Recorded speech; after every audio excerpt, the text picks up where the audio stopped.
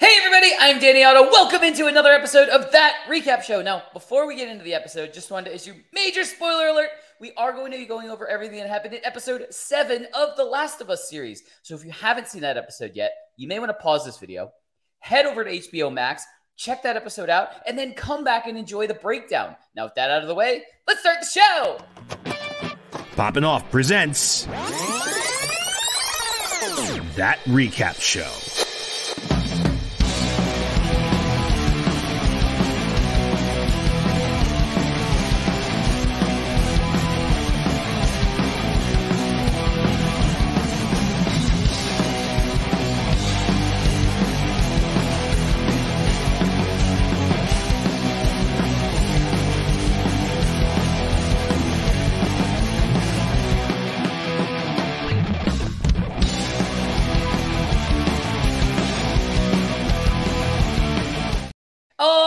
Joining with me to break down everything from episode 7 of the Last of Us series, it's Jon Jon Rico! Howdy ho, neighbor. Howdy ho, neighbor! What's going on? So much. Episode 7 of Last of Us, we finally got, a really cool backstory for Ellie. Like, we've kind of had hints of a backstory for Ellie, and hints that we were going to have an episode of what has kind of shaped Ellie as a character. As far back, I think even teasers of the series itself, we kind of had hints that there was going to be, an episode with some backstory for Ellie. And we finally got it in episode 7. Really cool episode. I mean, there's tons to get into from this episode, and I'm sure we're going to get into plenty with big takeaways and stuff like that. But I got to start out the way I always start out. Comparing it to something else in pop culture, which it's not that far of a step this time. I'm not making like any kind of real joke in this kind of what I thought of in this one. And it's really, it reminded me of Stranger Things, where, we had the season where 11 kind of got taken to the mall and kind of got to experience a mall for the very first time. So what should we do first? She really hadn't experienced like something very common for the rest of the characters of the series. And so, it kind of equated the exact same way.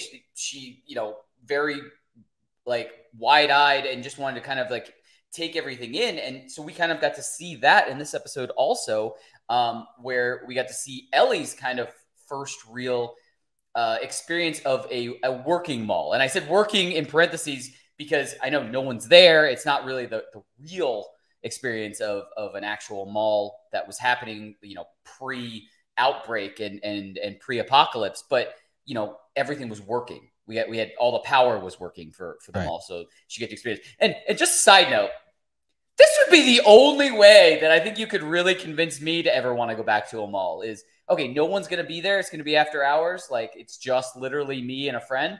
Cool.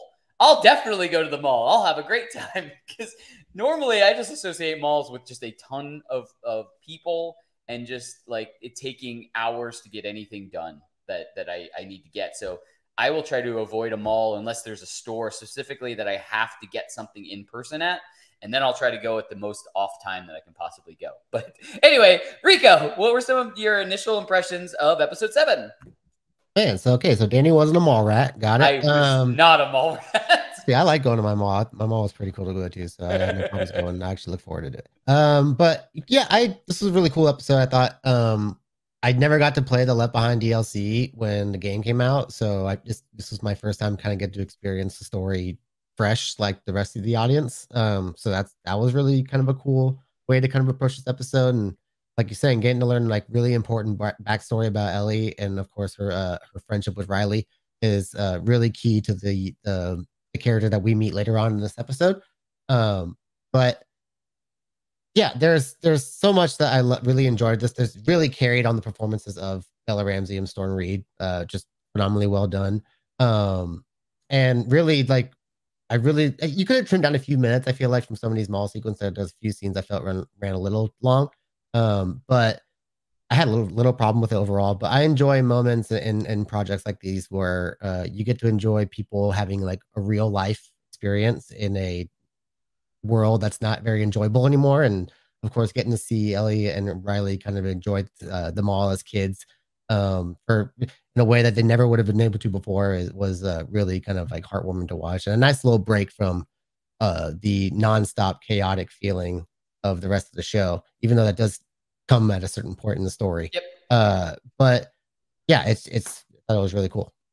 You know, right when you were describing that, I thought of another similar experience from another, like, you know, infection, zombie related. I don't want to say zombie because I know we're not supposed to say zombie when referring to The Last of Us, but infection type movie, Zombieland. When they go to the amusement park, before like the hordes of zombies start rushing in, we see the main characters experiencing, you know, the amusement park, and they hadn't been able to go to the amusement park like ever, basically. Especially the youngest character had never been like experienced an amusement park before. So it just reminded me of that when you were describing like having kind of a snapshot of being able to experience like the joy of something, you know, that would have made like normal life pre-apocalypse or pre-outbreak, and having kind of that moment of joy before or in between moments of tragedy type of thing.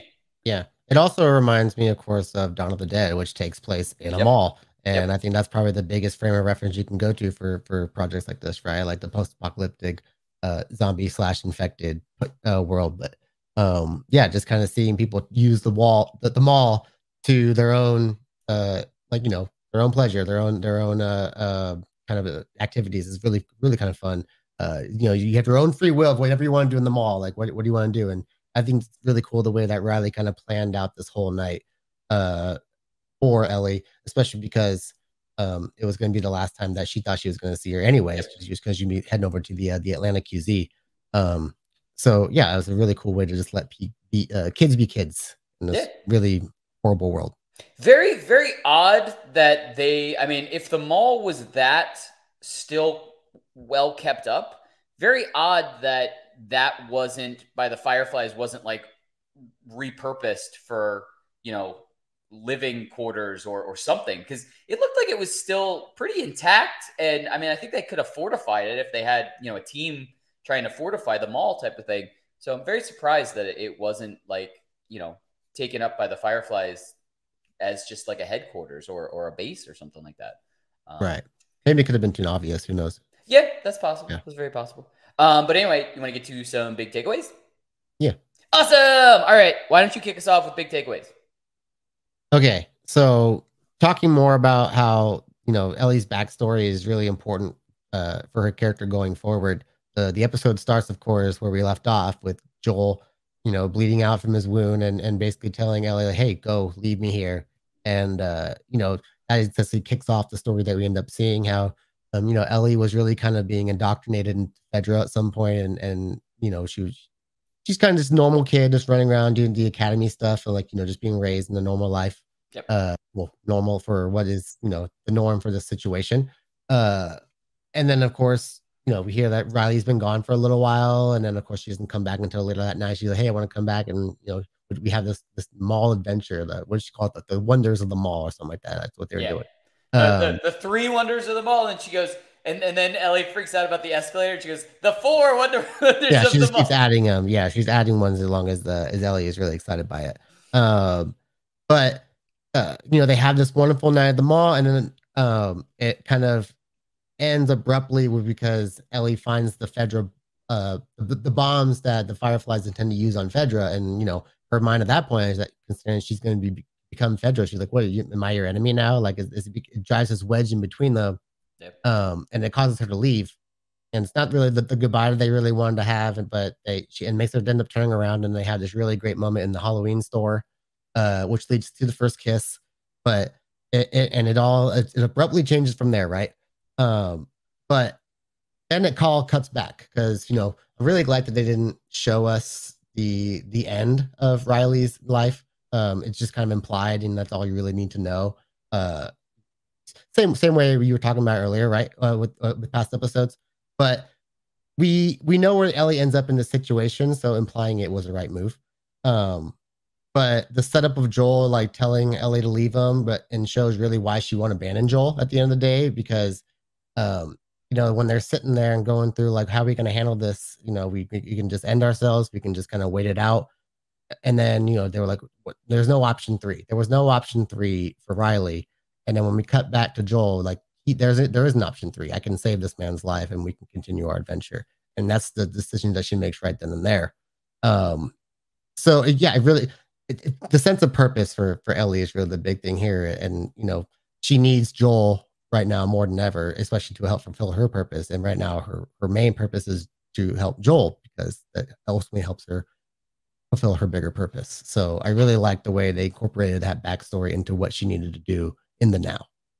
Yeah, absolutely. I totally agree. And kind of just, playing off of some of the stuff that you've already mentioned, I really got to give credit again to the show writers and just kind of, showing us a very condensed story that feels like a very natural progression. Like, and what I mean, the most obvious of this was the Bill and Frank episode. I mean, that was, technically the content of Bill and Frank, that was less than an hour. I know that the episode itself was about an hour, but like, you had the beginning with Joel and Ellie and the end with Joel and Ellie.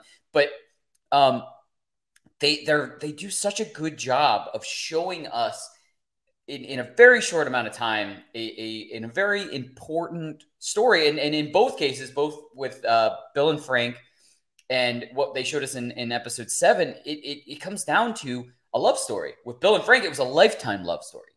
And we got to see the entire progression of like from beginning to end. And then in this, it's a very innocent progression of a first love story type of thing. Like everyone has their first love story type of thing. And whether it worked out and somehow you ended up, marrying the love like that they're your first love, or if it, ended and it was kind of a learning lesson basically in your life.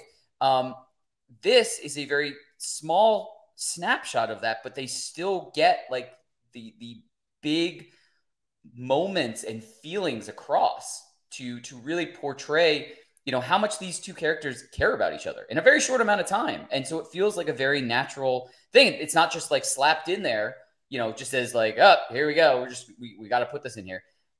I have to commend them for character building and character development and just, having the ability to achieve that in every episode of this, but in specifically how they show this progression of care between characters, both in Bill and Frank's love story, in Ellie and Riley's love story, and in the overall kind of, genuine, like fatherly love story of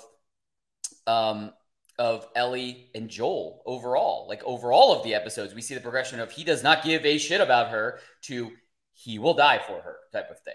Right. You know what I mean? And so it's just, I can't say it enough how just awesome it is that these show writers have the ability to kind of just get that across, I guess, in these, they're not short episodes, but a short period of time in the episodes is kind of devoted to that.